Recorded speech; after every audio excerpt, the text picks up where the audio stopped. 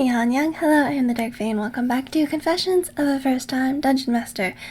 As always, if you missed the last session, I will put a link to it up in the corner for you, so you can go ahead and get caught up, and come back and find out what happened next. So, this is now session 23, so let's get into it. So this is probably going to be a bit of a shorter one, since this session was a bit kind of like, something happened, and so now I kind of just like interceded and through, or I kind of interrupted like their original plan. So mostly for this one is like Ivar and Aronensted's fight. So basically they'd agreed to have this kind of a sparring match in order to see if Ivar was worthy of wielding this shield. And by the way, I don't think I mentioned this, but this shield, it is a sentinel shield, so I will put up its stats, I suppose, but it's basically a magical shield that when wielding gives you advantage on initiative rolls and also on any perception checks. So it's a pretty good shield, especially depending on your class. But so surprise, surprise, they spend most of the morning kind of preparing for this fight. Again, kind of talking strategy, kind of trying to see what they could do to get the upper hand. I did try to stress, kind of, given Ivar and Aronensted's conversations and such, that he's looking to kind of gauge Ivar's prowess as a fighter, and kind of his skill.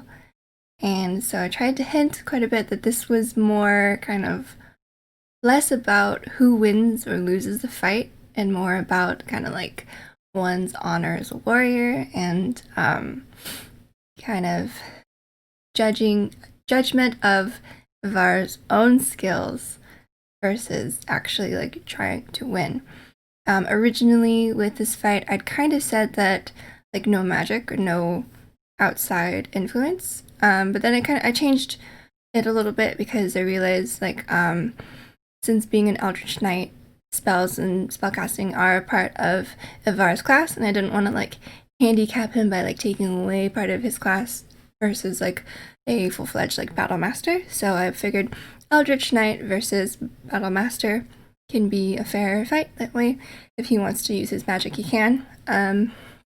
Aronensted is a bit equipped to deal with some spellcasting and such, so I didn't think it would be like too big of a problem. So eventually I believe they decided not to kind of really do anything like no inspiration or bless or anything like that. They did do like some Basil did help out though with, he used his oil slipperiness on Ivar to kind of, and what oil slipperiness does, I guess I'll put it here as well, it basically gives the person to whom it is applied the freedom of action spell, and gosh, now I have another this is another spell. And freedom of action, I think it makes it so you only need like 5 feet of your movement to stand up. Let me check. So with freedom of movement, you're unaffected by difficult terrain, and your speed cannot be reduced by magical means, and you can't be paralyzed or restrained. And then you can also use movement instead of like an action to escape a grapple. And you can also move underwater. I didn't know that one. Move underwater with no penalties. So he uses that. He also does a thing where he takes like some of that purple potion that they had gotten from the hags, which is has had some ill effects, and he decides to like first use that to like rub down Ivar, and like, you know, like how like boxers, or I don't know, but so he kind of uses that, which kind of uses up the potion, like wastes it, because it only really has an effect when drunk. And then I had Ivar, I think, roll like a strength check or dexterity check to see if like the potion would mess up like his mechanical like joints and stuff like that. But he rolled high enough where I was like, okay, it doesn't reduce your speed, so you're okay there. So they apply Oil of Slipperiness. Basil gives him inspiration, I think a bit too early, since inspiration lasts like a minute or 10 minutes or something, and he did it 10 minutes before the fight. So they're slated to fight at noon. So everyone instead kind of arrives with his party of 5. They have the Elven Ranger Vanilla, I think I said this last game, but I'll say it again. Elven Ranger Vanilla, Gnomish Wizard Siggy, a Halfling Cleric Ren, and a human rogue Anaruth, along with Aronenstead. Rika, the Barbarian, is also in tow, since she and Aronenstead have kind of made friends. And so they kind of gather around to watch the fight. Rika kind of comes over and is like, so, there'll be no cheating this time, yes. Kind of to, just a little reminder, a little nudge that the others are kind of watching now, having witnessed what happened in Aronenstead's last fight. They are kind of watching for any kerfuffle, any shenanigans going on. So, eventually, the fight starts. They're kind of fighting in a clearing, kind of a little bit away from the festival, but like people still can hear it and can wander by and kind of see what's going on, and people start to gather and watch. So I believe Aronenstead rolls, I think like a 20 on initiative, so he goes first this time. They start fighting. I think for most of the battle, Aronenstead kind of had the upper hand. Ivar wasn't really landing his hits. Threw a couple of spells. And I think he did hit one with Chromatic Orb, which did like 10 points of, I think he chose lightning damage. He also did try a Burning Hands, but Aronenstead has the Shield Master feat, which, put it up here, is again, against like an effect that targets only you can add your shield's like modifier to your dexterity saving throw, and if you succeed you take no damage, basically, which he did. So he didn't get affected by Burning Hands. And basically I really like the Battle Master class, honestly. Like I normally really like spellcasting and spells and using spells to be creative, but like in combat, I don't know. I think Battle Master is so much fun. I had a character, Rose Half-Orc, who was a Battle Master, and I had a lot of fun with the maneuvers. I don't know, because I guess maybe because of like the tactical part of it, and then also there's a lot of variety, I feel like, in choosing like what maneuvers you get and like their effects. So I don't know, it was really fun, and he seems to do pretty well against the other fighters, like so far against a champion Tyrell and now against an Eldritch Knight Ivar. And I also and it's not like his stats were like super high above them or anything. He maybe had a little bit more HP because his con's a bit higher, but he has like a similar armor class, similar health total, he's same level, so I don't think it's really unbalanced. Just luck of the dice, I guess.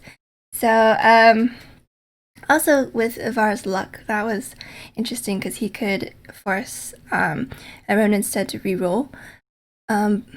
Sometimes effective, sometimes not, because with his Aronenstead's like shield push, you can knock someone prone, and thus melee attacks have advantage. So with advantage, I feel like luck is less effective and like riskier to try and do, because it might be that like the second dice is still enough to hit, even if like your luck rolls low. But anyways, so eventually Aronenstead is kind of okay throughout the whole battle. He takes, I forgot, like 20, he maybe gets to half health at the most, but eventually he's able to knock Tyrell out.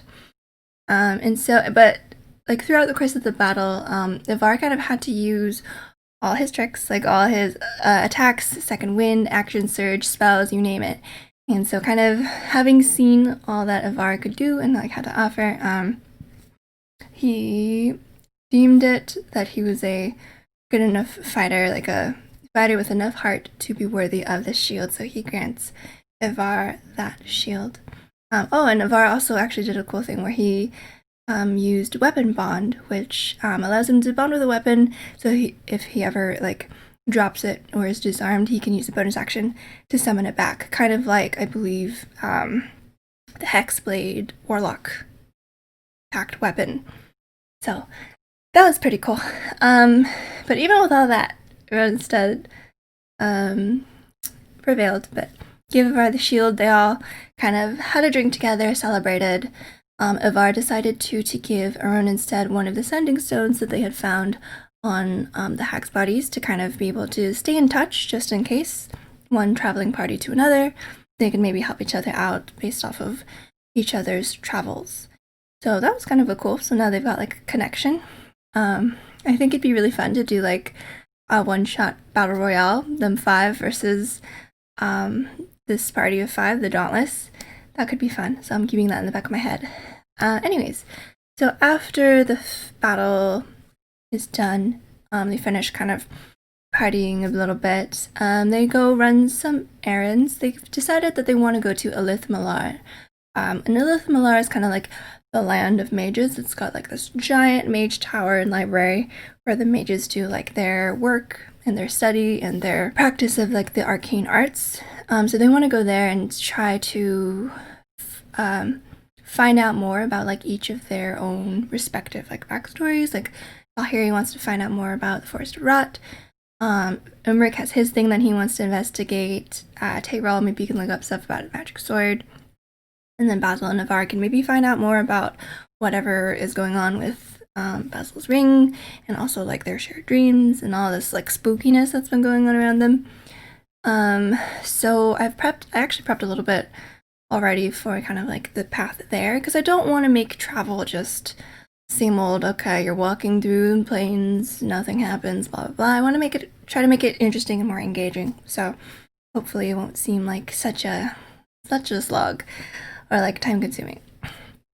So then now that they decided that, they decide to run a couple errands. They talk to Liddy, the apothecary, and also to Fernay, to see like if there's anything that they want from the region or anything that they like, any favors that they can ferry, because they are the favorable 5. They run on a favor economy apparently. So Liddy doesn't really have anything, but there are like certain gem or crystals, kind of with like a spider web, almost kind of like vein inside, that are just useful for potions. So she asks if they can pick some of those up. Fernay, on the other hand,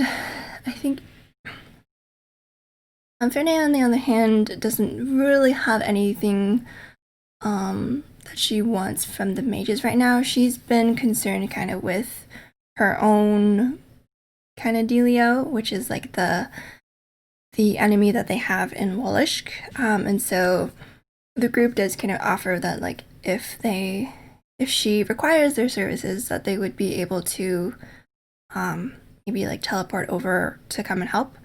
To that, Fernay kind of has to go through a bit of a journey and a bit of a discussion with the Unkindness, which is what I call the group of like leaders of the Covenant of Zenaria, the Grim Knives. So she kind of, normally this kind of work isn't sanctioned to non-members of the Covenant, so she kind of has to go and plead their case, or kind of see if something like this would be allowed because of the magnitude of the problem that they're facing.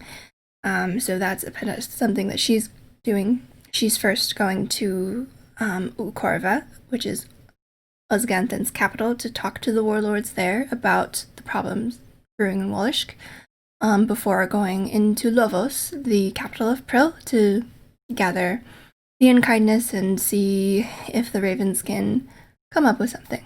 So,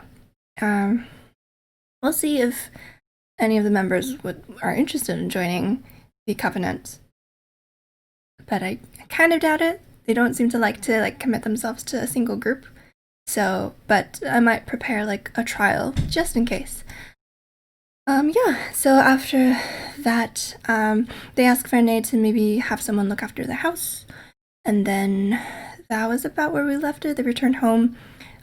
They went to the stables and just kind of asked for what the price of carts and horses were, just in case they wanted to maybe speed up travel a little bit. But it's dangerous, so taking horses might not be the easiest thing, especially if they were trying to bring them back alive. But yeah, that's actually about where we left. So they're kind of considering how they want to travel to Alith-Malar and what, if any, preparations they want to take. So I've prepped some encounters along the road and maybe some interesting things to happen. So hopefully that will go well. And I'm hoping that even though they've kind of decided on going to Alith-Malar, that doesn't mean that they're completely closed off to any new quest encounters, because there's always going to be new stuff kind of coming along that can derail their plans. And some of it's pretty cool, if I do say so myself. So hopefully they'll be willing to maybe explore some of the things that I throw at them. But anyways, thank you for watching. I hope you enjoyed. Don't forget to like and comment and subscribe, and I will see you in the next one. Bye!